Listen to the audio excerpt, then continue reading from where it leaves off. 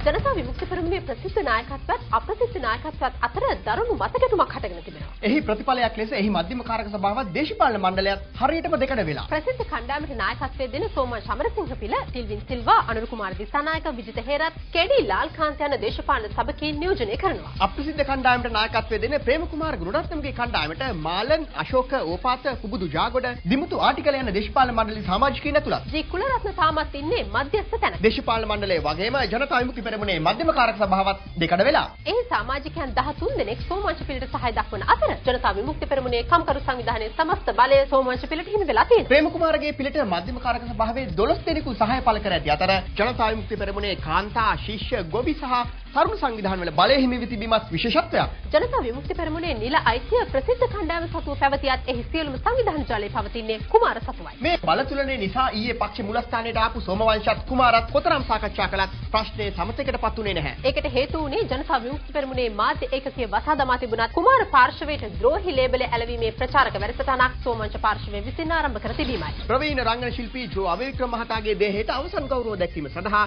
ඊයේ පස්වරුවේ ජයරත්න මල් ශාලාවට ඇමති වීරවංශගේ වෙලාවේ එතනට ආරක්ෂක ලේකම්වරයාත් පූජ්‍යල්ලේ ගුණවංශ හිමියනුත් ඇවිත් හිටියා. කොහොමද ඇමතුමා ජවිපේ අර්බුදය ආරක්ෂක ලේකම්වරයා ඇමති විමල්ගෙන් ඇහුවා. පක්ෂ මූලස්ථානයේ බලය අල්ලන්න පාර්ශ්ව දෙකේම අය මාර වලියක් නිකන්නේ. අන්න සුනිල් හඳුන්නේති පක්ෂ මූලස්ථානයට ආරක්ෂාවක් දීලා තිබුණා. ආරක්ෂක ලේකම්වරයා එහෙම කියද්දී පූජ්‍යල්ලේ ගුණවංශ හිමියනුත් කතාවට එකතු වුණා. මට නම් හිතෙන්නේ ජනතා විමුක්ති පෙරමුණ පිටත ඉන්න පිරිසක් විසින් මෙහෙවනවා කියලා. ඇත්ත අපේ හැමදුරනේ මම මීට ගොඩාක් කලින් කිව්වා පක්ෂය ඇතුලේ විදේශීය ඔත්තුකරුවෙක් ඉන්නවා කියලා. දැන්වත් ඒක තේරුම් ගත්තොත් ලොකු දෙයක්. ඇමති වීරවංශ කතාව අවසන් කළේ ඒ විදිහටයි. පුංචි ඡන්දය ආරම්භ වුණ දවසේ ඉඳන් අද වෙනකන් රනිලුයි සජිතුයි එක වේදිකාවකට ගොඩ වුණේ නැහැ. එනිසාම එක්සත් ජාතික පක්ෂයේ කොළඹ දිස්ත්‍රික් අපේක්ෂකින් පිරිසක් සජිත්ව හමු වුණා. නායකතුමා ඉන්න රැස්වීම වලට සෙනගෙන්නේ නැහැ. ඔබතුමා එනවා කිව්වොත් මහ රෑ වෙනකන් හරි මිනිස්සු ඉන්නවා. ඔබතුමාට පුළුවන් කොළඹ දිනවන්න අපිට උදව් කරන්න. මේක මගේ තාත්තගේ බලකොටුව. පුළුවන් හැම වෙලාවකම මම ඔයාලට සහාය දෙනවා. අපි බොහොම අමාරුවෙන් ඡන්ද කරන්නේ. අඩුම තරමින් නායකතුමා අපිට ඡන්දෙට කියලා 1 රුපියලක්වත් දුන්නේ නැහැ තව වෙනකන්. හරි අපේක්ෂකයන් 59 දෙනාටම මට පුළුවන් විදිහට මුදල් දෙන්න.